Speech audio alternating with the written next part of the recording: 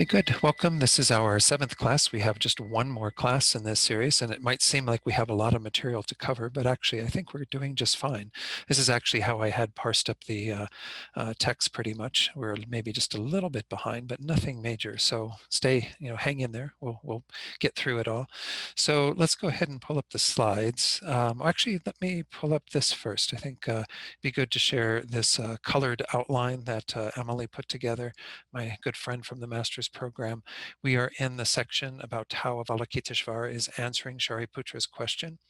In our last class, we were in this section that's got the green box there to the right, paths of accumulation and preparation, and I went through a whole investigation of these 5 paths that are being set out. Recall that this is kind of the hidden meaning of this text and of all the Prajnaparamita texts, is the entire path to enlightenment that goes over these 5 paths and 10 grounds and so on. And recall that, again, I'll be teaching in 2 weeks. I'll start a new course on the paths and grounds to kind of review that in a bit more detail. But we went into that statement that is here in that first paragraph. Form is empty, emptiness is form, emptiness is not other than form is also not other than emptiness. That first sentence, again, is really packed. It's talking about these 4 profound qualities. And I'm not going to go through an entire review of that, but know that this is an important part of the sutra, is to really understand the way that these 2 truths work together, that everything that we establish as existing, such as form or any of the other aggregates or any of the other phenomena that we're going to get into later tonight, all of these things exist with their emptiness. There is no way that they can ever exist apart from their emptiness, nor can their emptiness exist apart from them. These 2 truths are bound up together within everything that exists. The conventional way that things are posited, as we saw through the reasoning of dependent arising that we looked at last week, that things are in the end merely imputed, merely designated on the a basis, which is a collection of parts, something that we determine to be the basis for that object. And that is the only way that things exist, is through that mere designation. And then again, emptiness is not other than form. Form is not also not other than emptiness. It's just showing that, again, you don't have something that is outside of that is completely separate. Rather, again, they exist, they coexist as the 2 truths. You don't find anything that's kind of left over.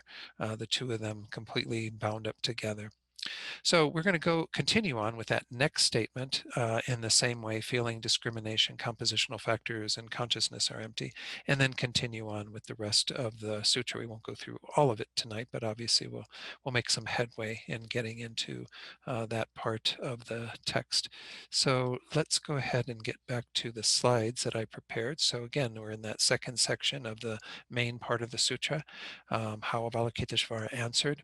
As I just pointed out, we're going to go into the second sentence within that paragraph that pertains to the paths of accumulation and preparation, where the Bodhisattva has not yet had a direct realization of emptiness, rather is accumulating the wisdom through hearing and thinking about these teachings, and then meditating on them in the path of preparation to deepen the meditative realization until the direct realization that occurs on the third path, the path of seeing.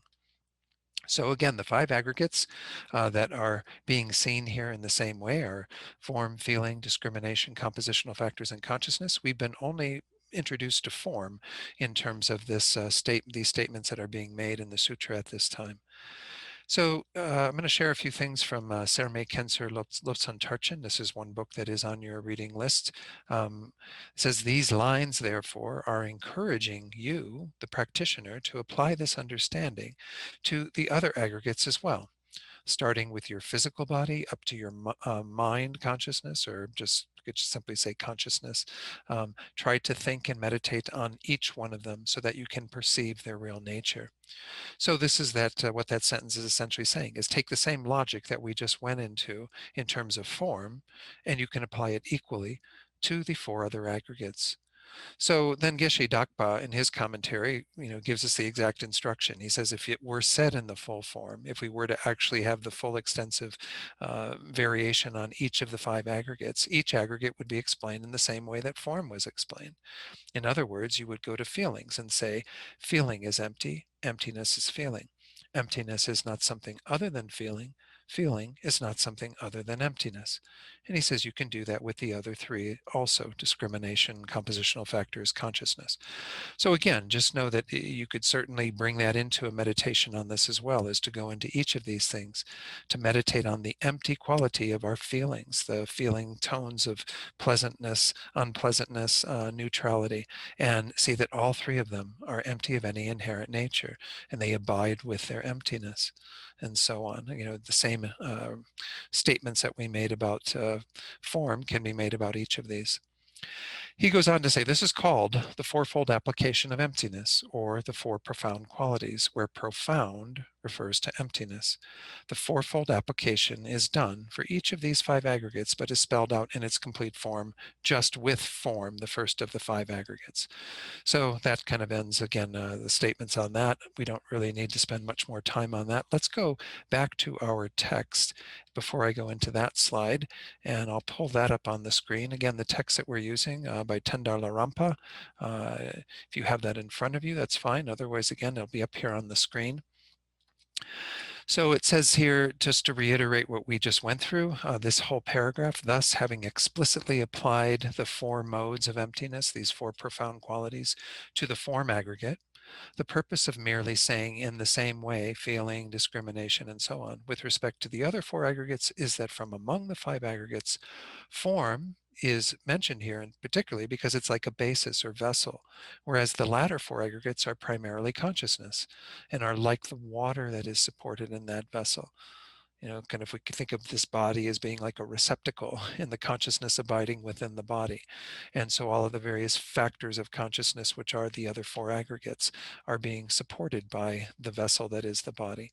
So it says, hence, just as when the supporting vessel is destroyed, the supported water is also destroyed. So when the form aggregate is understood to be empty, it is easy to understand that the consciousness aggregates that are supported by that are also empty. So that is the intention behind setting it out in that way, that just go into form, and then if you eliminate any qualms about its emptiness and understand its emptiness, you can apply the same to the consciousnesses that are supported by that form.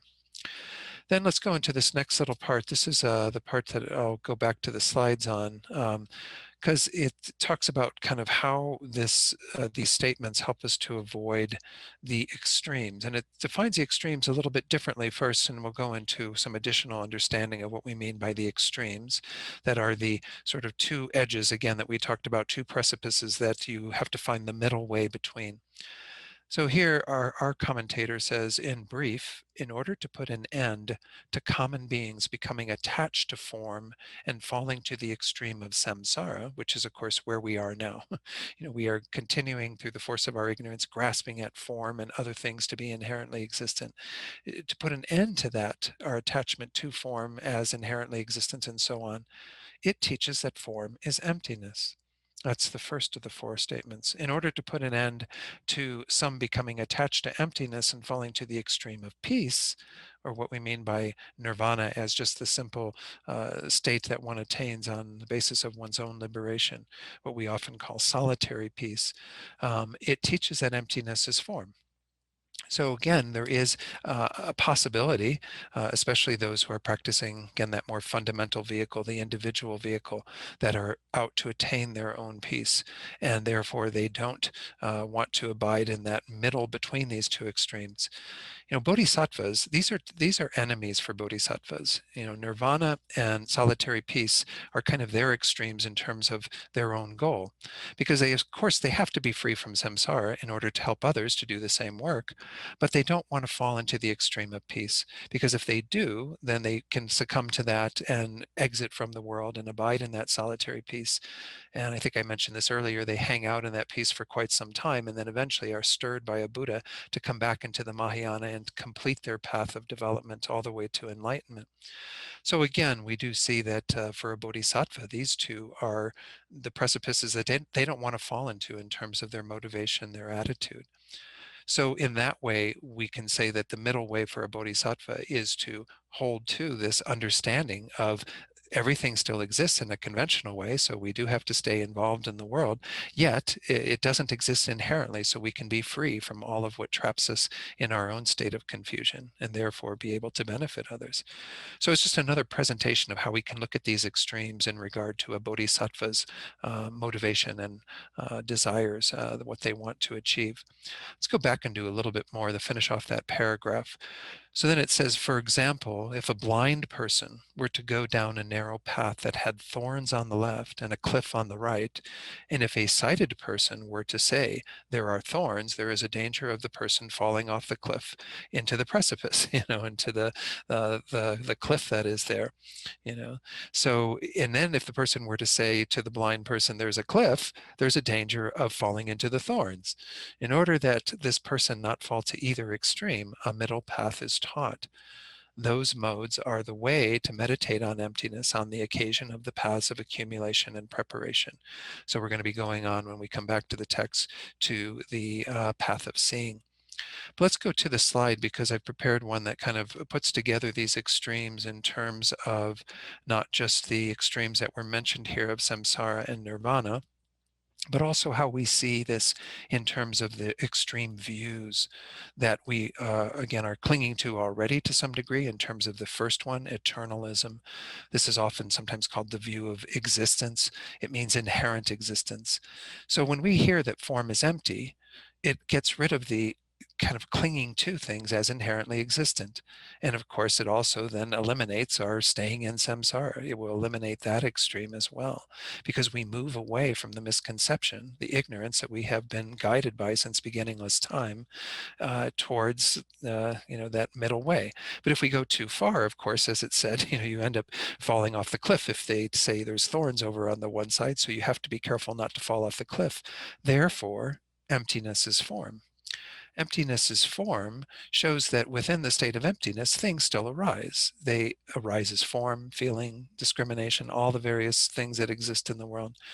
That eliminates the extreme of nihilism. Nihilism, of course, is where we go too far in what we're negating. Remember last week I said that Lama Yeshe, Jumpa Gendon in the master's program, the teaching assistant there, said Lama Yeshe used to say, kind of head for the cliff or head for the thorns, and then just pull it back a little bit. And I think to some degree we see that this is true, that we are clinging to things so tightly and so caught up in our world and believing in its inherent existence that we do need to kind of move in the direction of negating things, but we don't want to go too far and think that things don't exist at all. So emptiness as form reminds us that from within emptiness, things still do exist. And of course, that eliminates the extreme of nirvana, as we explained earlier, because we stay engaged in the world. We recognize that the world still is going to be operating. Sentient beings are going to continue to suffer. Therefore, we can, not fall into some sort of more, it's not quite a nihilistic bent in clinging to nirvana, but nonetheless, it is one that denies and negates the goal of, aspiring to benefit others. Has some subtle self-cherishing involved in it. So then finally, the third and the fourth, emptiness is not other than form. Form is also not other than emptiness, reinforces the interdependence of emptiness and its object, which is the middle way. So this is, once more, we talked earlier about it being kind of reminding us of how the two truths are coexisting. This is what we mean by the middle way as well, that the interdependence of emptiness and its object, which is the conventional truth. The ultimate truth and the conventional truth are abiding together in what we mean by the middle way. So the very next slide has a little bit more from Geshe Tempel on this idea of these two extremes of samsara and nirvana. It says, because of these two paths that we're talking about here, the bodhisattva on these initial paths, are paths of ordinary beings, right? You don't yet have the direct realization of emptiness. You're not an Arya, a superior. The danger of falling into the two extremes of existence and peace are still very real. Hence, the warnings, form is empty, emptiness is form, are emphasized at this time. So it gives a deeper explanation of why we want to be mindful of this teaching at that level of our development. When we are bodhisattvas on those paths, we need to be reminded that these are two extremes that we want to avoid as bodhisattvas, not clinging to samsara nor desiring to fall into the peace of nirvana. To fall into the extreme of peace, he says, is a kind of self-cherishing, like I mentioned a short while ago, since it cuts the wish to work for the benefit of others. We have to be careful not to fall into either extreme. So this extreme of peace, again, we do talk about the bodhisattvas do attain in the end the state of Buddhahood, which is a nirvana. It is a cessation. It's not the state of solitary peace, though. I don't know if I've mentioned this term before, but we often refer to Buddhahood as a non-abiding nirvana. Non-abiding meaning it doesn't abide in either extreme. Buddhahood is a goal where you are no longer in samsara in terms of being under the control of all those factors, but you are also not clinging to the peace of nirvana and just checking out of the world. You are staying involved in the world. So when we call it a non-abiding nirvana, we mean that that is the goal of not abiding in either of those two extremes. All right, so now on to the path of seeing. Again, this is uh, where things start getting a little more interesting, perhaps, because we start working now with the initial realization of emptiness, the direct realization of emptiness. So let me actually, I don't know if I have the ability. No, that's not the one I wanted. I'll put that up there later, I think. Let me see, maybe I can do it this way. There we go. That you should have the chart now of the Mahayana path. Is that there? I hope so. um, Okay, so this is again the chart that I refer to occasionally. We were just in the path of accumulation and path of preparation, which are off to the left. You'll see again right above that it says ordinary bodhisattva. This is where the being has entered into that path based on the cultivation of bodhicitta at a spontaneous level, where it arises naturally without any real meditation, this uncontrived bodhicitta. And then the bodhisattva continues to develop their minds, accumulating merit and wisdom until they reach the path of seeing.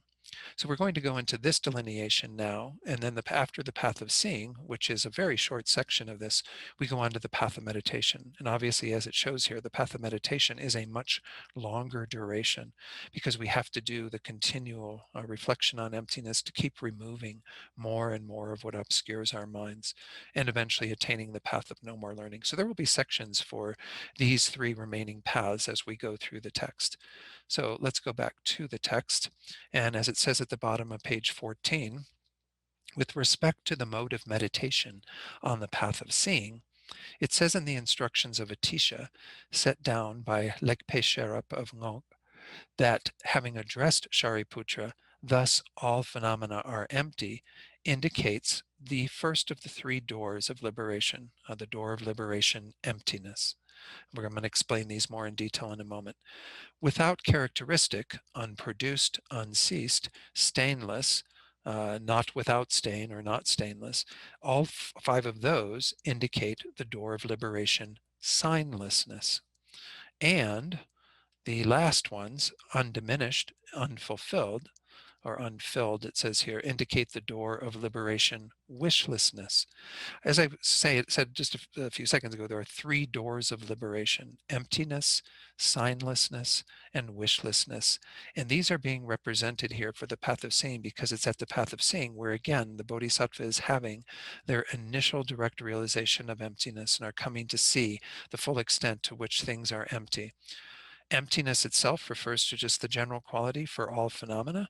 And then signlessness refers to the non-inherently existent signs of causes, things that do produce results. And then wishlessness is the non-inherently existent results that are wished for.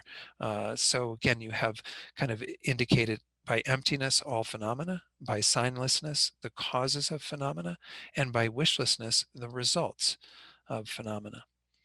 So then it goes on to say, and I'll kind of have some slides on this so it'll become a little more clear and what each of those individual 8 parts of this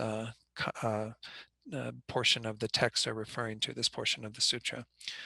So then it goes on to say, Mahajana's commentary says that emptiness and without characteristic are respectively the objects of observation. Oh, I don't want to go into this. All right, I forgot that I had blocked that off on my copy of the text here in front of me to skip. I don't think this is as important. It gets into what are sometimes called the 16 moments of the path of seeing. I'll be talking about that as part of the Course on Grounds and Paths. I don't think it's so important to really correlate them at that level. It's much more important to correlate these 8 different comments to the 3 doors of liberation.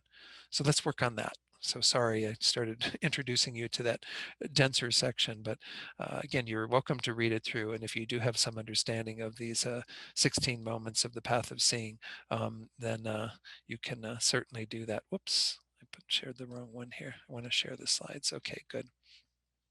So again, this is the section that we are working with. Shariputra, likewise, all phenomena are emptiness. That's the first characteristic, and that is related simply to the door of liberation, emptiness.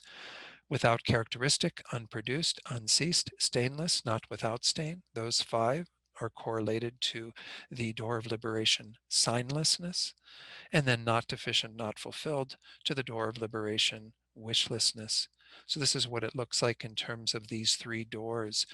When we talk about these 3 doors, this is a way of describing them. For the door of liberation of emptiness, or sometimes it's just called, like our text said, door of liberation, emptiness.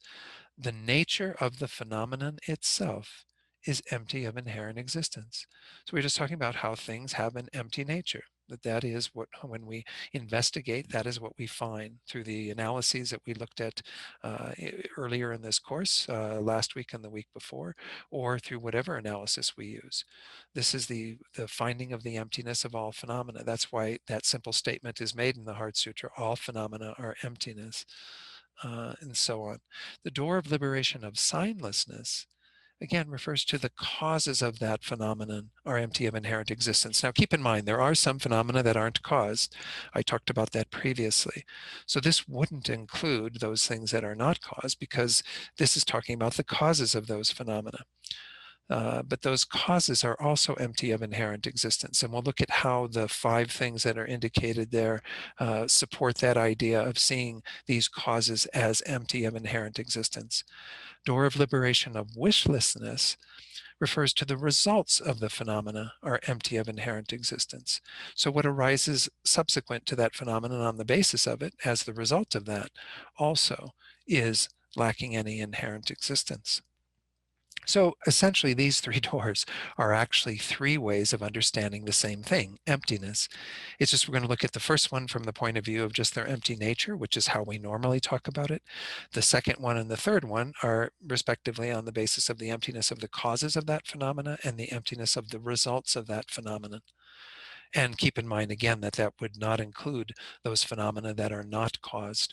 Remember that one of the most um, prominent things that we can point to as uncaused is emptiness itself. Emptiness doesn't have causes and conditions.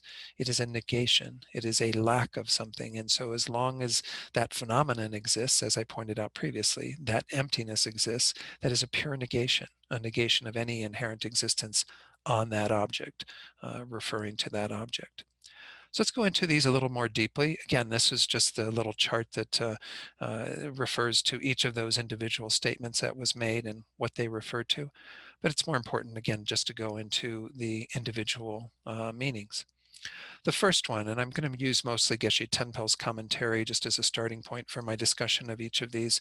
The first one is the door of liberation of emptiness, and the statement was all phenomena are emptiness, which Geshe Tempel says that means that phenomena, in terms of their very nature, are empty of inherent existence. Again, that's what we stated when we said, form is empty and so on, that we're talking about emptiness being the quality, the nature of everything that exists. Everything that exists doesn't exist inherently. It lacks that. So I don't think I need to spend too much time on that, because that's what we've been talking about so far. Let's go into the 5 that were in the sutra passage that pertain to the door of liberation of signlessness. Again, this is referring to the causes of those phenomena. The first one is without characteristic, which Geshe Tempo says refers to phenomena that are causes. Hence, causes in terms of their nature are without inherent characteristics. So things do have characteristics without a doubt. When we point to, let's just use the example of a seed and a sprout, because this is often used in the text to show the how things are produced without any inherent nature. So when we talk about a seed, like say we used an apple seed, though that apple seed has certain characteristics, right? And you can look at it and, even take it apart and figure out what, the skin is about and the meat of it and whatever, all the various things that are in there. And no doubt people, botanists that work with these, are looking at apple seeds and other seeds and coming to discern their characteristics. But we mean they don't have any inherent characteristics. What's the difference? Characteristics, once more, are merely imputed, merely designated. On the basis that we see and that we think about, we then give a label to those. Even what we call an apple seed is based upon our designation of that. There's no apple seed from its own side, but neither are there any of the characteristics of apple seed. All these things do exist and can be identified through our conventional wisdom, but they don't exist inherently. They lack that. Again, this is what we mean by causes that are without characteristic. So the causes of a particular phenomenon are without any inherent characteristic. Then unproduced, the next one that pertains to the door of liberation of signlessness. The Heart Sutra says unproduced or without production. While normally causes produce results, the way in which causes produce results is by way of their lacking inherent existence. So when a sprout is produced from a seed, we say, yes, it's produced. There is the seed that then germinates and a sprout comes out of the seed, but it can't do so with any inherent production, because otherwise it would stay the same. Production couldn't occur. Things are produced, but not inherently. If they were produced inherently, the cause that they came from would remain in its state. That's what we would mean in terms of them being inherently unproduced. They would not be able to kind of give rise to the result that happens. So those causes can't have any sort of inherent nature. They would again would have problems with that in terms of being able to uphold it within the sphere of things coming into existence. So they're without any inherent production is what's meant here by unproduced. They can't produce things even. This would be a consequence that the Prasangika Madhyamaka would point to in terms of if things did exist inherently, nothing could be produced, because inherent production can't possibly occur. Inherent phenomena are unchanging and cannot give rise to future results. Then the continuing with unproduced, Geshe Tempo says, because causes lack inherent existence, they can produce results. There is no inherent production. A cause produces a result, but an inherently existent cause does not produce a result. Okay, so reiterating what I was just saying. Number 4, when it says, unceased, the third pertaining to the door of liberation of signlessness. When the Heart Sutra says unceased or without cessation, it says how normally causes produce results by ceasing, right? You can't have the sprout giving rise without the seed ceasing.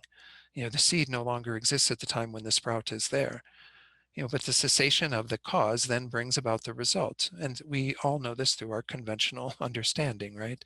That there is a cessation of the cause that then brings forth over time the result, the seed giving forth the sprout. However, he says, that cessation is also not inherently existent. Therefore, when we say unceased or without cessation, it means that there's no inherent cessation of the cause when it produces the result. What would be the consequences if things were inherently ceased? Well, then again, there would be nothing from which the result could arise because the cessation of the seed utterly would mean that the sprout could never arise, right? There would never be anything in the continuum of that. So when we talk about inherent existence, this particular presentation of this gives us a deeper understanding of the ramifications of that, that if things did have inherent existence, then production couldn't occur. Things could not be produced. They could not cease in terms of that cause giving rise to what follows from it in terms of its result. All of this would be, again, totally untenable within our experience of reality if things were inherently existent. So again, a few more in regard to signlessness. It's stainless, and the first, in some presentations of this, some translations of the Heart Sutra, it says without stain, refers to the afflictions that are the causes of psychic existence. So now we've kind of leaving behind the seed and the sprout. That was an example that worked for these others. Now we're going to talk about being in cyclic existence, samsara. Samsara has its causes, right? The Buddha and the Four Noble Truths said first there is dukkha, suffering, which is the experience of being in samsara. And then there is the cause of that, the origins of our suffering, which are the afflictions, especially. Our karma also gives rise, but here we're going to pinpoint the afflictions, even ignorance itself, that's the root cause. These afflictions that are the causes of psychic existence, these causes are without inherent existence. So when we say without stains, we mean without inherently existent stains.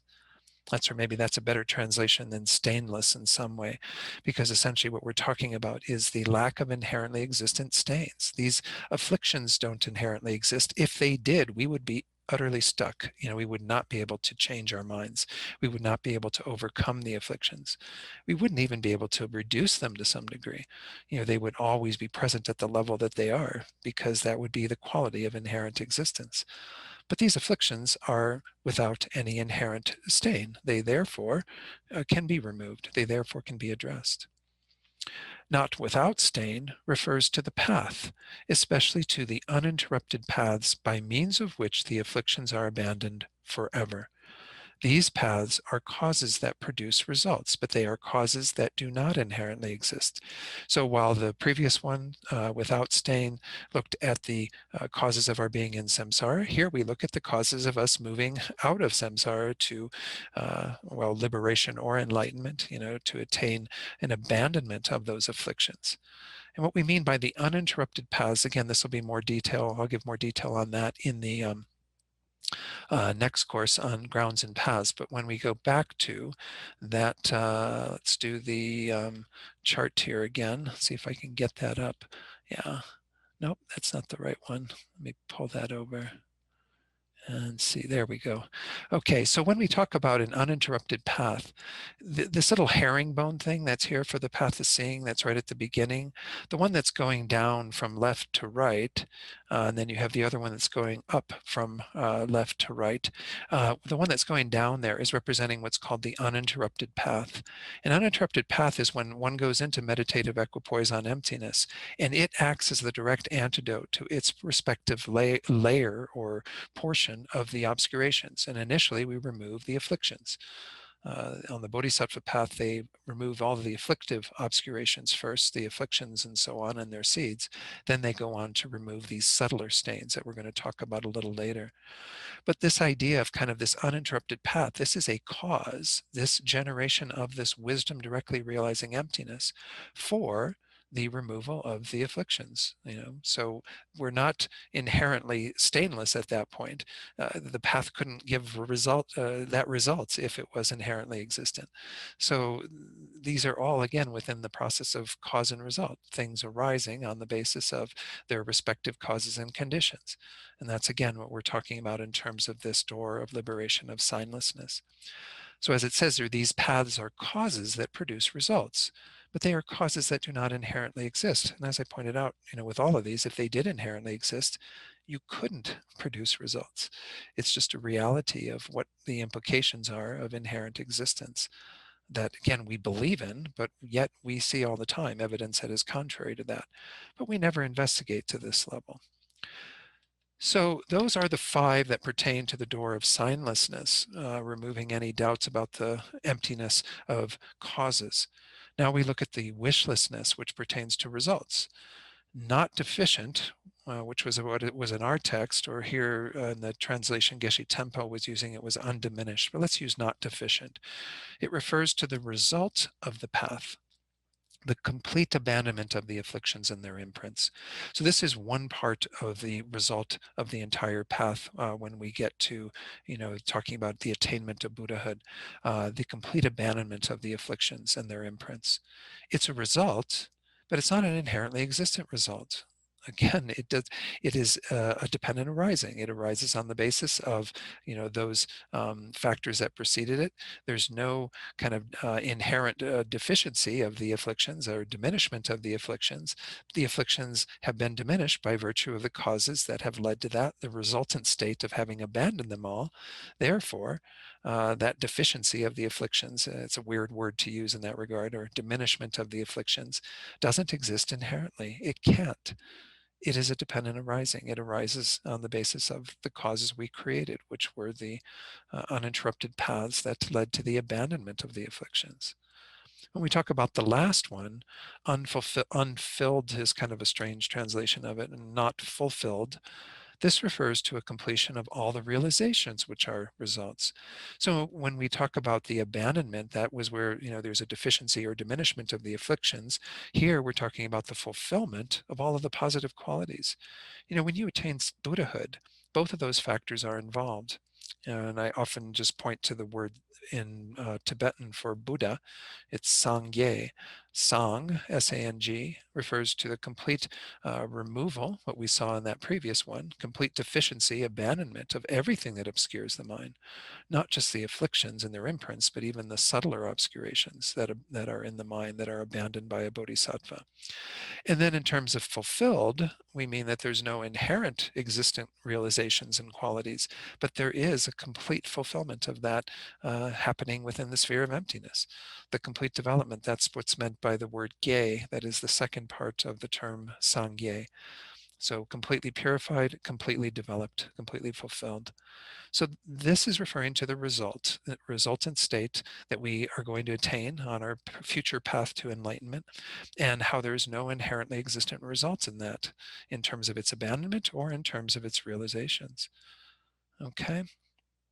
So that gets us into the path of meditation. That was it for the path of seeing. Again, you could go into the detail that's in our commentary on these 16 moments of the path of seeing, but I think, again, I'll wait until we get to grounds and paths to go into that detail.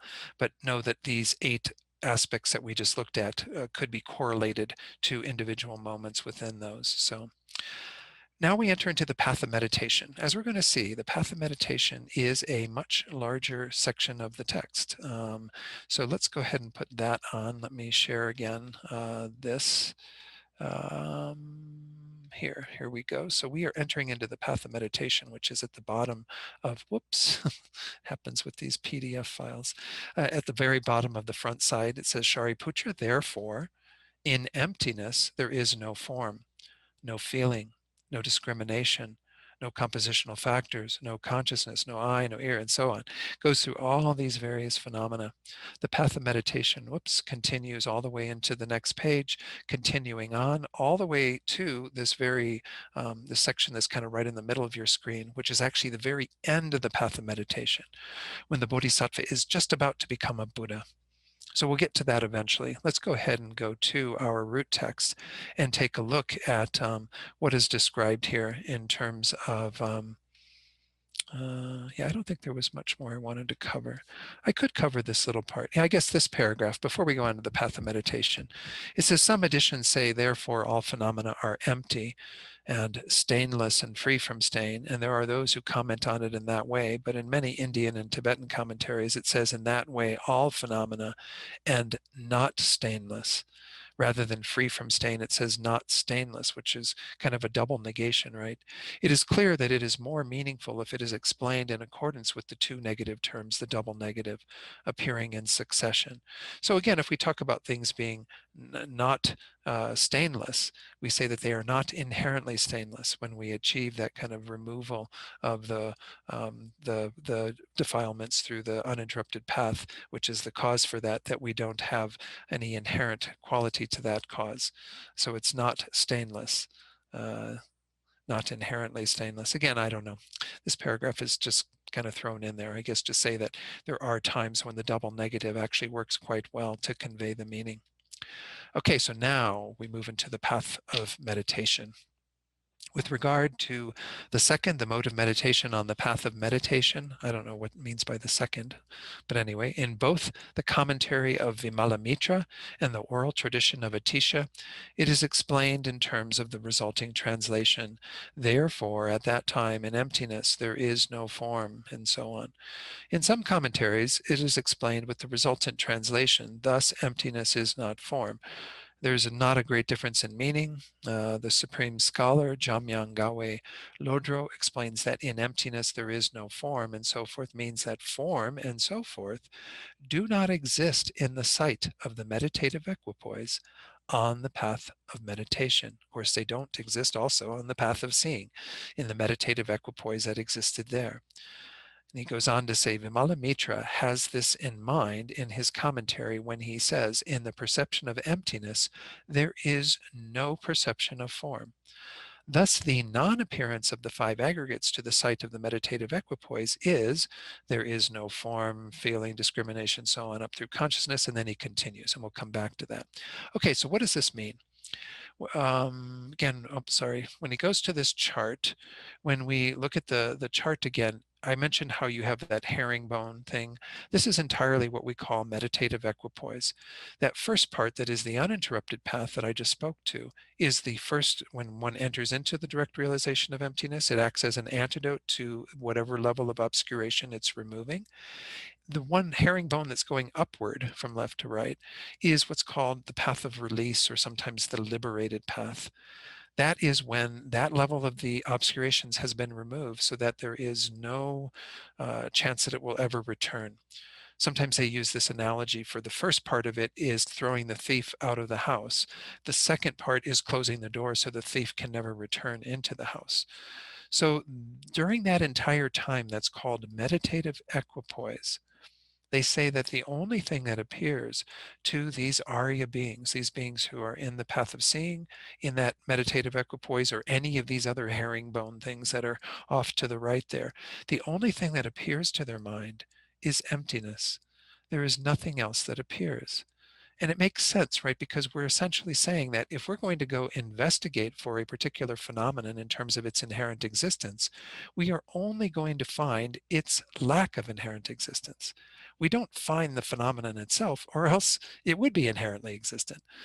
So when we go looking for an inherently existent I, for example, well, then the I is found not to inherently exist. What appears to the mind is the lack of that inherently existent I. The I doesn't appear in any way, nor does any other phenomenon appear in any way. The only thing that that wisdom consciousness is knowing is that emptiness. Now, this is what happens with these bodhisattvas is when they enter into meditative equipoise, they only have the appearance of emptiness. They come out of meditative equipoise in the period that's called subsequent attainment. Again, I'll be going into all these terms in the next course. But subsequent attainment is when they're off their cushion, doing their normal things, what have you, practicing the other perfections and so on, ripening their minds and the minds of other beings in a variety of ways. When bodhisattvas are doing that, they're relating to conventional phenomena, and all that is appearing to them is conventional phenomena. Emptiness does not appear in that direct way because they're not in meditative equipoise. And so they will alternate between those periods where they have emptiness only appearing and then when they have all conventional phenomena appearing. Of course, they're influenced by that realization of emptiness. They don't believe that things exist in the way that they appear. They don't adhere to them as inherently existent any longer. But they will still be in this stuck duality, this dualistic appearance. Either there is emptiness or there's conventional phenomena, and they can't have both of them appearing at the same time.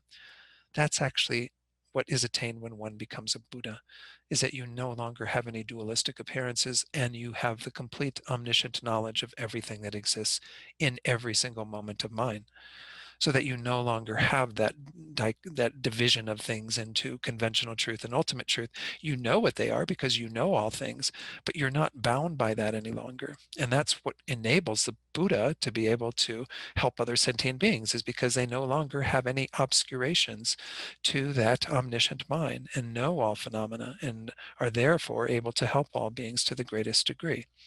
So just know that, again, what we are talking about here now is in meditative equipoise, when the bodhisattva is meditating on emptiness, nothing is appearing that is other than emptiness. So when it says in the very beginning of this passage, therefore in emptiness there is no eye, ear, nose, whatever form, blah, blah, blah, blah, all the various listing of all these things. Know this, know that, know this, know that. All of these are within the perspective of that wisdom realizing emptiness. But as I was just pointing out, that can also be shown to be proving that things have to lack inherent existence, because if they were appearing, then our ultimate analysis would have found them. We would have found them to be inherently existent. And of course we don't. That's what we find is the emptiness. So the finding of this in negation is what's going on in the path of seeing and the path of meditation in meditative equipoise. They often use the phrase, this is the best seeing. The best seeing is not seeing. It's again a negation. You go looking for something and you don't find it. You abide in that state of that negation. And then you achieve that state that we again call a direct realization of emptiness, where you are, the only thing that is appearing to your mind is that voidness, that lack of inherent existence. When you come out of the meditation, everything else is there, and then the mind can have all the varieties of things appearing. But when we are in the meditation on, in meditative equipoise on emptiness, only the mode of things, their empty quality is appearing on the basis of whatever it was we investigated going into that realization of emptiness. All right, let's go to my slides that will elaborate on this a little bit more and kind of begin the process of looking at all the various things that are listed by Avalokiteshvara in his description of what the path of meditation is doing. First, let's look at what that path is doing. In emptiness, there is no form is explained to mean that in the perspective of the mind of someone in the meditative equipoise on emptiness of the path of meditation, and as I pointed out, also the path of seeing, there is no form. There is only emptiness, ultimate truth. Within the suchness of form that appears to the meditative equipoise of the path of meditation, there's no form. It's as if form is completely negated, but that's because you went looking for the inherently existent form and found only its emptiness. You could not find it to withhold ultimate analysis. Therefore, the resultant object that you end up, becoming aware of in that state of meditative equipoise is only emptiness. Then I think I've got another little passage that was explaining a little bit more what I was talking about in terms of, we can also say that therefore is showing the lack of inherent existence of that particular object, because if we had found form to exist in the mind of that meditative equipoise, it would exist inherently. This is from the one free book that is on your book list that you can download, translated by Venerable Fedor. It says here, one has the statement, the 5 aggregates, 12 sources, 18 spheres, we're going to look at these categorizations in a moment, do not exist within the face of the appearance of emptiness to the meditative equipoise that meditates on emptiness. Again, I described this earlier. They say this experience is like water poured into water. If you had a glass of water, another glass of water, you poured them together, you wouldn't be able to differentiate one from the other, right? This is the experience of the meditator, they say, when you have that meditative equipoise. Emptiness, which appears in its direct manner to your wisdom consciousness, is like water within the water of your mind. There's no differentiation of subject and object. There's no longer any dualistic appearance. So again, this is referring to that meditative equipoise in which these various things do not appear. They don't exist. They are not found within that meditative equipoise. Only emptiness is found. This is the same, he says, as saying they lack inherent existence, cannot bear the analysis of ultimate investigation, or saying the imputed meaning cannot be found at the time of analysis. It's saying the same thing as things can't bear ultimate investigation, because if they were to appear to that meditative equipoise, they would bear ultimate investigation. If we were looking for the inherently existent form or body and we found it, then there would be no emptiness. Things would have inherent existence. They would be found under ultimate investigation or analysis. So I hope people are seeing this kind of point to it. So when we say no eye, no ear, no form, whatever, all these various things that we're negating, we can bring to mind, yes, that in that meditative equipoise they aren't appearing, but the deeper understanding is that they lack any inherent existence, because they cannot be found ultimately to exist. We cannot, discern them through that type of investigation to have that mode of existence.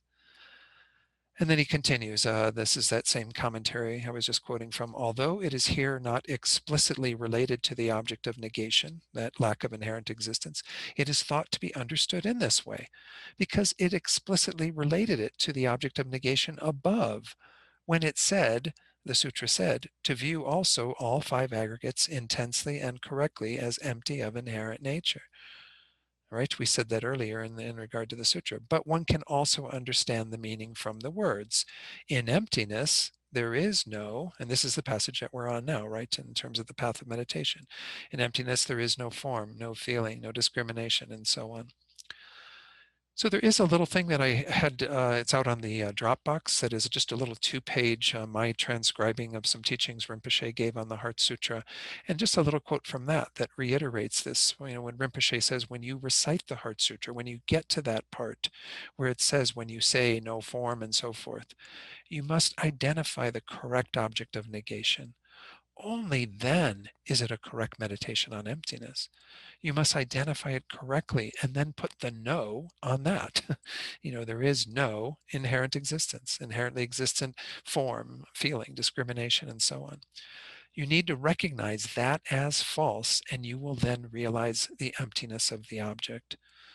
So again, when we recite the Heart Sutra and we get to that passage, it is important that we don't just think about, well, it means that in the meditative equipoise of a Arya being on the path of meditation, form isn't appearing. None of these things are appearing. It's to get at the deeper meaning of that, which is why they aren't appearing. They aren't appearing because they don't have any inherent existence, because they lack any inherent existence. Therefore, there is no inherently existent eye, ear, nose, tongue, whatever.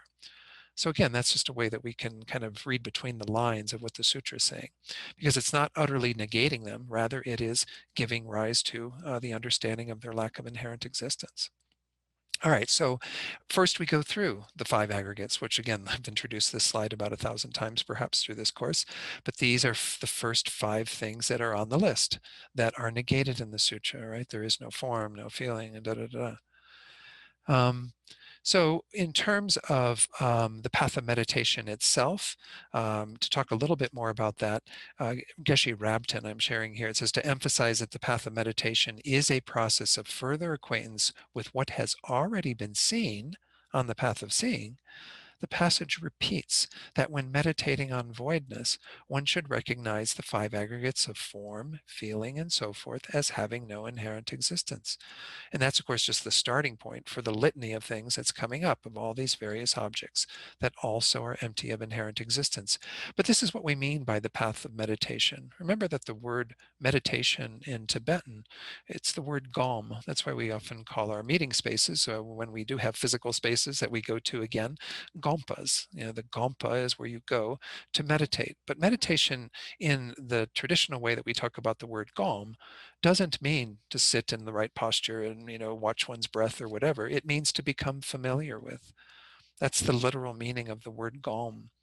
So when we are talking about the path of meditation, which is the 4th of the 5th of the 5 paths, the 4th path of meditation is sometimes even translated as the path of familiarization. It means you've already realized emptiness directly on the path of seeing in the way we just spoke to, and you have that wisdom when you come out of that. You go back into a meditative equipoise to realize emptiness again with the strength of your accumulation of merit so that it removes even more obscurations. That begins the process of this path of familiarization. You keep familiarizing yourself with the realization of emptiness so that eventually this becomes the nature of your mind, was always in the realization of emptiness. And of course, when you become a Buddha, as I mentioned earlier, you also have the complete realization of everything that exists that is conventional. You have an omniscient mind that can be together with both of those things rather than, again, alternating back and forth between the realization of emptiness and then the appearance of conventionalities and then the realization of emptiness, ultimate truth, and so on. But the path of meditation is familiarizing yourself with looking at all things through the lens of being empty. We can say in a way that you've already realized the emptiness of all things by realizing the emptiness of one thing, because they are all of one taste in that regard. But nonetheless, we do have to keep moving in that direction of recognizing the emptiness of everything that exists. even the emptiness of enlightenment itself, of the emptiness of emptiness, and so on. So we just keep moving in this direction through the path of meditation. So this is what we're talking about in terms of this section of the sutra. That's why we have such a litany of things. Whoops.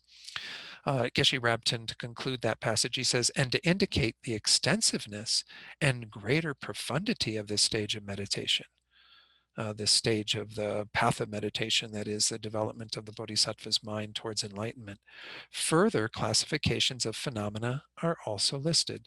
That's what's going on in this whole section, where we have this listing of all these various things. So let's go into these here with this. Again, in our text, it doesn't go into the detail on any of these. It just says, again, in our sutra, it says there is no eye, no ear, no nose, no tongue, no body, no mind. Those six go together. They are what are often called the six sense sources, or six sources, sometimes as an abbreviation. No visual form, no sound, no odor, no taste, no object of touch, and no phenomenon. Those are the six sense objects that are known by those sense sources, sense spheres. So let's go into a delineation of these in a little more detail. What are called the six sense powers? These are what in the traditional teachings in Buddhism, in modern science, we would probably say these are the actual eye organ, the ear organ, with the inside the eardrum and what have you, the nose, meaning the olfactory nerves that are within the nose, and so on. But essentially in the traditional Buddhist teachings, they actually say that this is referring to very subtle matter, clear, lucid matter that is known and seen by certain clairvoyants, that is embedded within the eye organ, embedded within the ear organ, and so on. So for the first five, it is said to be something physical. Now, again, whether you believe in that teaching that there's something subtle, that some clear matter that's abiding in each of these organs, or whether you simply refer to it as the organs themselves, your tongue that allows you to taste through, again, the nerve endings that are there that produce the sensations of taste and what have you. These are what are often called the uncommon empowering conditions, because they empower a respective consciousness. You don't have eye consciousness arising on the basis of a sound. That is the domain of ear consciousness. So each of the individual sense powers is tuned into a particular type of phenomenon. And with these five sense consciousnesses, they do have their respective phenomena that they know. So it is that sense power that is what clues you in to being able to know that particular phenomenon. It's not a knower in and of itself. It is just a receptor for that data that comes in through the eye sense power, which would be color and shape, the ear sense power, which is sound, nose would be odors, tongue would be taste, body would be tactile sensation. What is the mental sense power? That's the sixth of these sense powers. So when we use the word mental sense power, people might think, well, then are we talking about the brain and the central nervous system? In Buddhism, they would say no, that what we are talking about, for what we mean as a condition for the arising of our mental consciousness, just as those five sense powers that are physical give rise to the sense consciousnesses. What we're talking about for that is simply another moment of mind. Another moment of mind always gives rise to a subsequent moment. And so therefore, what empowers us to know through our mental consciousness is simply the continuum of awareness, the fact that we can rely upon a previous moment that will allow the next moment to arise. Now, that is true for all of these consciousnesses. They all need that. That's what a different condition that's referred to when we talk about different conditions that are necessary for a cognition, to know something. But in the case of mental consciousness, they're the same. The immediate condition is the moment before of consciousness, and then that also is what empowers that moment of mental consciousness to arise. So anyway, I'm not going to go into deep explanation of these. These are talked about in some of the other courses within the basic program, especially when we go into mind and cognition and really understanding how we know things. But there are essentially three components that are required to know something. Of course, you have to have the sense power that enables you to know that. So again, let's talk about the color blue. We would need to have an eye sense power that is tuned in to see color, to respond to color, to have that ability to bring color into our sphere of experience. Then we would have to have the color itself, right? You can't have the eye sense power knowing something, or not knowing something, but being receptive to something that isn't there. So you need the object. That's what the other 6 are. That's where we say there's no form, meaning no visual form, no sound, no odor, no taste, no object of touch. These are the ways of defining what are the things that are gotten at by those 5 sense powers that they're the kind of receptors for. So those are the 2 of the conditions that are needed. You have to have kind of the bringing in that kind of object that is to be known through the sense power, and then you have to have the object itself. The third component would be the consciousness that is arising on the basis of that, or even the prior moment that gives rise to that, if we want to talk about what leads to that. All of those are imbued or embedded within the mental sense sphere. I know this is a little confusing because I'm trying to explain it in a really kind of quick way. So when we talk about, let me put this back on the screen, what we call these 12 sources. These 12 sources that are indicated here in that passage that's in the Heart Sutra, we can say that this includes all phenomena. Well, how do we say that it includes all phenomena? Well, first of all, you could say easily enough, the object of the mental consciousness is that last object. See how we have 6 objects there: visual form, sounds, odors, tastes, objects of touch. Those are for the sense consciousnesses. What is the domain of the mental consciousness? All phenomena. I mean, I'm not saying we know all phenomena right now. We're not know-it-alls yet. But when the mental consciousness gets fully developed, it will know all phenomena, and all phenomena are prospective objects of that mental consciousness. So we could say that this includes all phenomena by virtue of that, but we can also say that it includes the sort of third component, the sense powers, the objects, and then the consciousnesses, by way of including consciousnesses within the 6th sense power, which is the mental sense power, which is all moments of consciousness, because every moment of consciousness acts as a condition for a subsequent moment of consciousness. However, those will get delineated into 18, where we actually include the 6 consciousnesses that are generated together with the sense powers and the objects that allow you to know things. So that's in the very next passage. They use the word element here. The Tibetan word is kam. It's sometimes translated as element, sometimes as constituent. We usually talk about it as being a constituent, but it says there is no I element, and so on, up to and including no mind element and no mental consciousness element. Let's look at what are called here the 18 elements or constituents. The first 2 categories are repeats of what we saw with the 12 spheres. And again, that can be said to include all phenomena in the ways that I just explained, because it includes certainly all of the physical sense powers and the mental sense powers. It includes all the things that are known by those, which again includes the specific objects of the 5 senses, those objects, as well as the phenomena that are known by our mental consciousness. But just for, kicks, let's throw in the 6 consciousnesses that are generated on the basis of those. The eye consciousness, ear consciousness, nose, tongue, body, and mental consciousness. That's the totality of your consciousnesses, according to most schools of Buddhism. Again, in the Chittamatra, they have another way of looking at consciousness, but these 5 sense consciousnesses and mental consciousness are what are generated on the basis of those sense powers, receiving the data from the 6 objects, the respective objects. So this is just one more way that as was said earlier, that um, the sutra is setting out the deeper investigation into phenomena by showing how everything that exists, regardless of what categorization you use, the 12 spheres, the 18 elements or constituents, and so on, all of these things lack any inherent existence. So let's finish off this one little part at least, maybe even go just a little bit longer, and then we'll have our break and come back for Q&A. There is no ignorance, no extinction of ignorance, and so on up to and including no aging and death, and no extinction of aging and death. Well, what is this referring to? Some of you may recognize some of these words. Of course, ignorance. We've been talking about ignorance a lot in this course and how we are trying to overcome it. It is the first of what are called the 12 links of dependent arising or dependent origination, which is the schema that the Buddha taught in some sutras, especially the Rice Seedling Sutra, to explain how we are caught up in samsara. The first link, the first thing that becomes the initial cause, is our ignorance.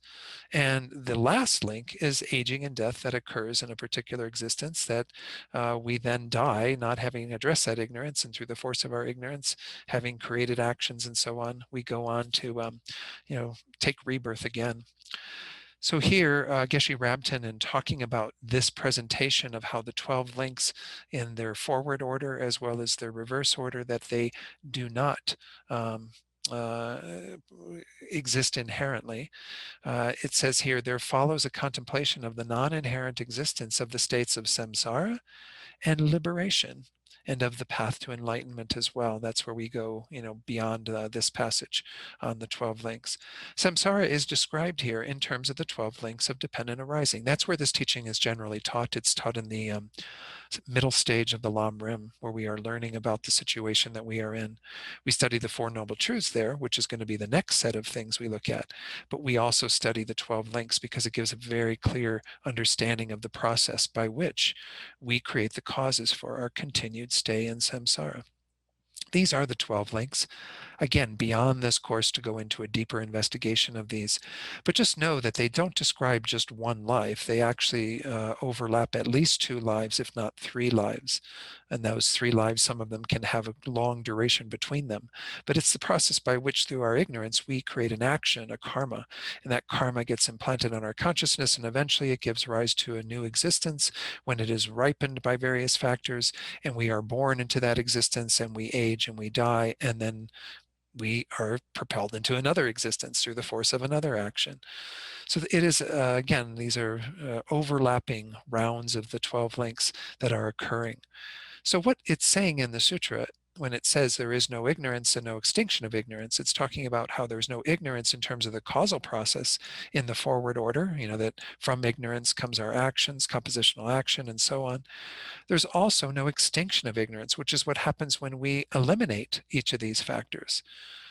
When we eliminate aging and death, there is no birth. When we eliminate birth, there is no existence. When we eliminate existence, there's no grasping, and so on.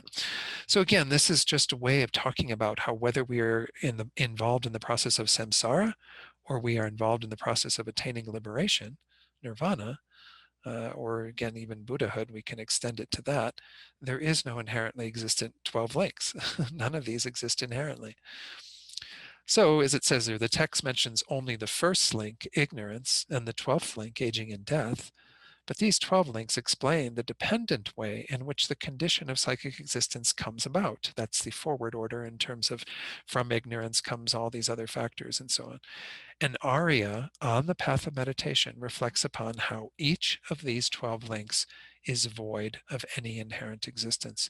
So even though it only mentions those 2, and it mentions them in 2 different contexts, the arising of them, which is the samsaric side, and the extinction of them, which is the nirvana side, as we meditate on that, we can think about how all of those factors that are in the 12 links are empty of inherent existence. Therefore, there is no ignorance, no inherently existent ignorance. And of course, if there was, as I've been mentioning tonight, you'd never be able to get rid of it.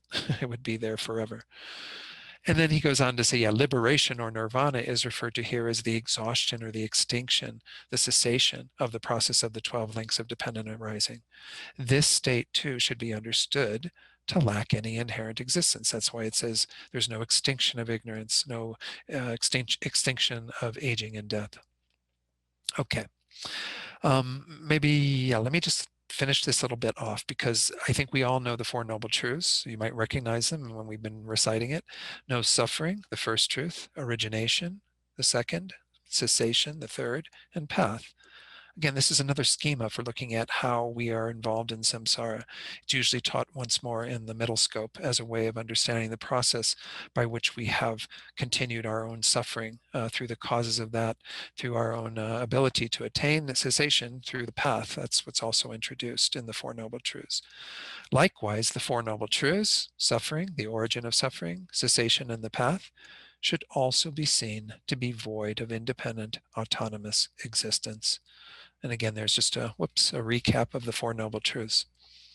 The truth of suffering, or dukkha, the truth of the causes of that dukkha, that unsatisfactory state we find ourselves in, those 2 are referring to our samsaric experience. The other 2 refer to how we attain nirvana, some end of dukkha. Again, this is mostly taught within the middle scope, where we look at attaining our own individual liberation. But again, the Bodhisattva goes beyond that to look at attaining enlightenment and not getting involved with the solitary peace that is the product of all of this. And the path, that leads to that cessation of suffering. Okay. So again, I think most of you know the Four Noble Truths, so I don't need to reintroduce you to them quite so much. Okay, I have 8:24, and let's take about 10 minutes then. So at 8:35, we'll reconvene.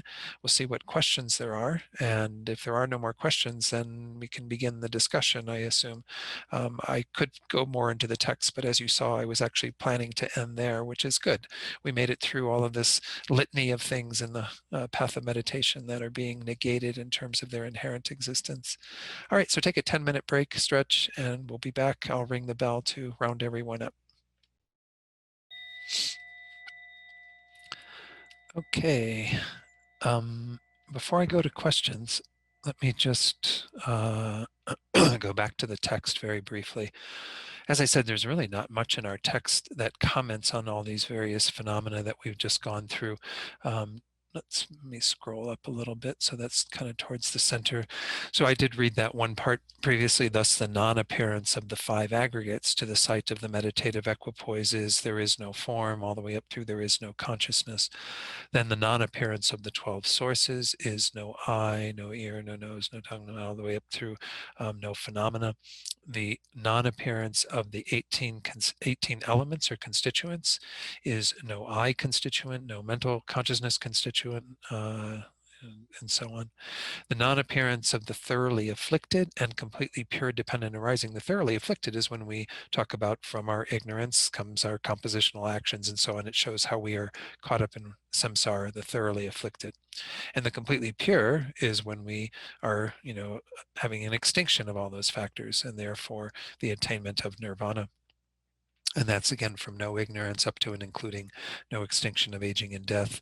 The non-appearance of the objects of observation. The Four Noble Truths are often called the objects of observation because they are one of the main objects of our meditation. And obviously, again, don't need to explain those. That was from no suffering all the way up through no path. And that's where we left off. Again, so let me see if there are any questions on what I spoke about tonight, or on the sutra in general, anything, or on emptiness. Sometimes we don't know what questions we have. Or we have more than what we can even articulate, who knows. Anyone have anything they'd like to ask, please? Someone? There's got to be some questions. So I'm curious if people have gotten a chance to read through that little 2-page thing of the Heart Sutra, Rinpoche's comments on it. I think it's really kind of juicy. I just remember that was my first real retreat with Rinpoche in 2004. It was at the tail end of the master's program. And the retreat actually was on Lama Tsongkhapa Guru Yoga and practicing, the reliance upon the spiritual friend, upon gurus. But we would, of course, recite the Heart Sutra at the beginning of teachings, and he would frequently stop right in the middle of it or at the beginning of it and give like a whole little teaching on emptiness. And then we would start reciting it again. And sometimes that would be like 2 or 3 hours later. But I remember that night in particular being very powerful when he was explaining how to read the Heart Sutra. And I think he even made a comment that he says that if you read it, the Heart Sutra itself is kind of like a piece of pie. But then when you read it with the meditation on emptiness, it's like having the cream on top, is what he said, which I assume was either whipped cream or ice cream or something, whatever cream you prefer. So it's like you can read the Heart Sutra, you already get a lot out of just reading it. But when you make it into a meditation on emptiness, then you got it's a la mode then, which of course we often talk about the mode of things being emptiness. It's a joke.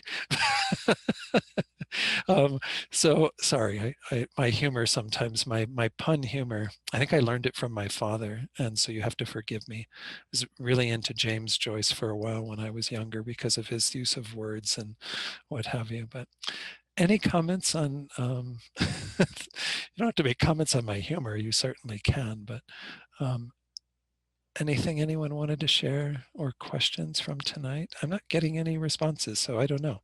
Maybe I will continue then a little bit. Doris. I like the humor.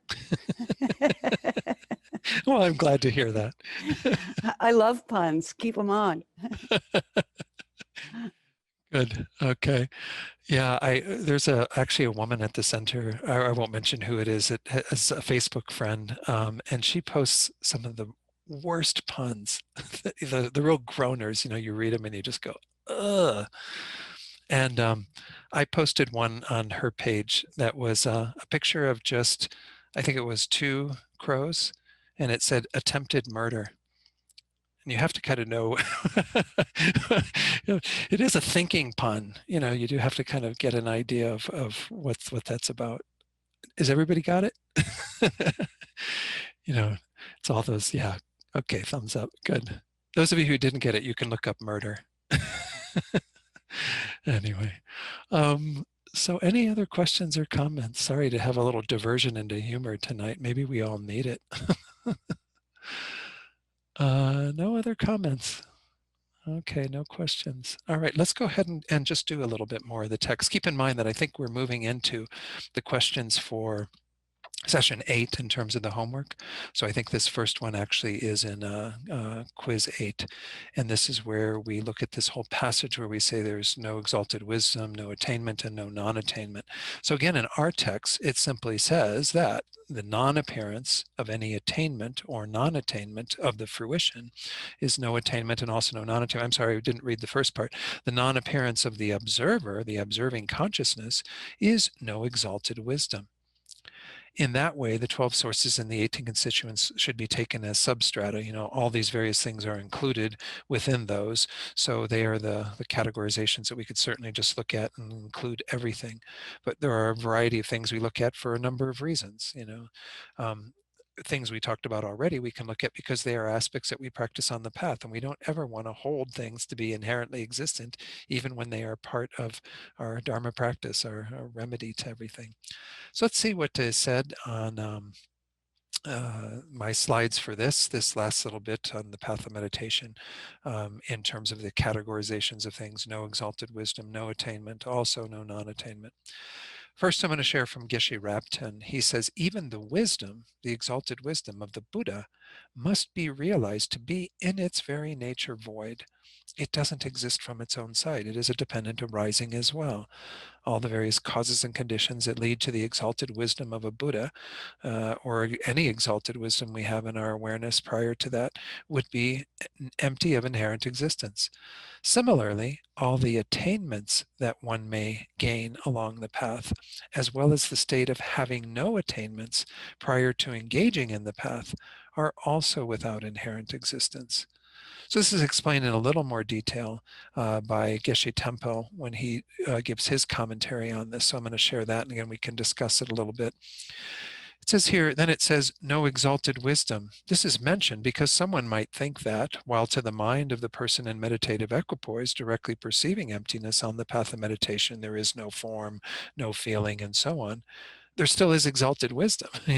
That has to exist inherently somehow. Again, for the well-trained bodhisattva, they're not going to believe anything could exist inherently.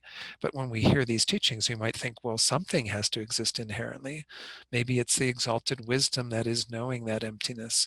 Again, Geshe Rabten pointed to Buddha, the exalted wisdom in a Buddha, but any exalted wisdom on the path. And by exalted, we mean, having gone beyond our conventional wisdom to directly realize emptiness. So to counteract this mistaken conception, he says, the Heart Sutra says that there is no exalted wisdom in the perspective of that mind. So even to the mind of wisdom itself, there's no inherently existent mind. It cannot exist in that way. Therefore, again, that the awareness of one's own mind doesn't appear, and also that mind doesn't have any inherent existence. That's why we say, as was pointed out earlier, know this, know that, here saying no exalted wisdom. Then the sutra says no attainment and also no non-attainment. And he says, although the process of traveling the path by means of exalted wisdom that we just negated as inherently existent brings about the result of the qualities and wisdom of a Buddha, in the perspective of the person in meditative equipoise on suchness on the path of meditation, there is no attainment, and there's also no non-attainment prior to having attained all those qualities. So, in other words, the future attainment of Buddhahood does not appear to that person's mind. However, someone might think that because that person has not yet attained Buddhahood, that non-attainment of Buddhahood appears to them. However, that it also does not appear is made clear by stating no non-attainment. So again, Geshe Tempo focused on this idea that, as I mentioned earlier, that these things do not appear to the meditative equipoise on emptiness on the path of meditation. But again, we can, by virtue of that, as Geshe Rabden say, it implies that they therefore have no inherent existence. Or, as I've said a number of times tonight, they would be found by that ultimate analysis, that is seeking an inherently existent exalted wisdom, or inherently existent attainment, or inherently existent non-attainment. Then Geshe Rabten says, when reading or reciting this passage, one must be clear that Avalokiteshvara does not intend to deny that all these things exist. He's just reminding us that what is being negated here is not their mere existence. That would be a nihilistic view.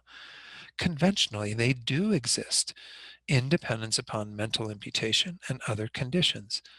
All that is being denied is that they exist inherently and independently of such conditions.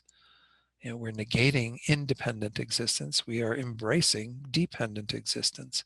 And it's very simple when we put it in those terms, but obviously a huge realization to get to that place where we actually have, that awareness.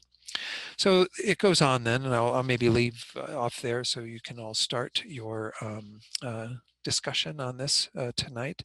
Again, feel free to use the quizzes or homework questions for session number 7 that we did tonight as a guide for your discussion if you wish, or otherwise just open it up to what people want to discuss. Maybe one last call for any questions. Anything come to mind in my last little,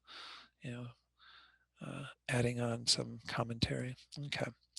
So again, feel free to, I guess Shanka is here and he will be guiding that. And those who do want to stay in can continue and be a part of that. But let's go ahead and do the dedication prayers for those of us who are leaving, or again, you can also dedicate at the end of the discussion group if you wish. I think it's very good always to dedicate at the end. But all right, thank you, Bob. Let's do our normal dedication prayers together. Due to the merits of these virtuous actions, may I quickly attain the state of a Guru Buddha and lead all living beings without exception into that enlightened state. And then this profound prayer about cultivating bodhicitta very deeply in our own hearts, and the wish that it be generated in the hearts of all beings. May the supreme jewel bodhicitta that has not arisen arise and grow, and may that which has arisen not diminish, but increase more and more. Then let's do the prayers for our precious teachers, starting with His Holiness. As we recite each of these, as usual, think about your other guides that you have in your life, whatever tradition they come from. Think about all the guides and all traditions in this world, in all worlds, all realms of existence. May beings continue to have such precious guides in their lives and eventually be led on the path to perfect peace. The wish-granting, wish-fulfilling jewel, source of every single benefit and happiness in this world, to the incomparably kind Tenzin Gyatso, I beseech, may all your holy wishes be spontaneously fulfilled. Then for Rinpoche, you who uphold the subduer's moral way, who serve as the bountiful bearer of all, sustaining, preserving, and spreading Manjunath's victorious doctrine, who masterfully accomplish magnificent prayers honoring the three jewels, Savior of myself and others, your disciples, please, please live long. And then finally for Lama Yeshe's reincarnation, Tenzin Osalhita, Venerable One, to you whose kindness exceeds that of all the conquerors, for those wanderers in far-off places, especially the West, mindful of your loving concern for us in intentionally descending again into a family of a far distant land, we make this request. O Lama, please, please live long. Then finally, send this positive energy out to any beings that you're holding in your heart right now. We all know people who are having problems, difficulties, certainly with what's going on in our world, as well as people who have illness, who have died, or who are dying, whoever these beings are. Think that they benefit from what we have done here tonight. It alleviates their suffering immediately and brings them all the causes of happiness. And may all beings be brought to perfect happiness through what we've done here tonight. Wonderful. Okay, so again, in terms of the commentary, I am going to be skipping, just so you know, a good chunk of the next page or so, page and a half. You're welcome to read through it ahead of time and see if you have any questions, but it does go into recapping some other things I've talked about previously around some of the coarser views of self that are negated.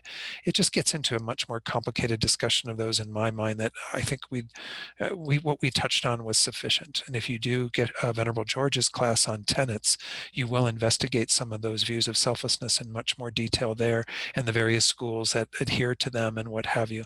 So I'm not going to be going into that part. So we really don't have too much left. I think we will, without a doubt, finish next Wednesday. So, okay, everyone, those who want to stay, have a good discussion.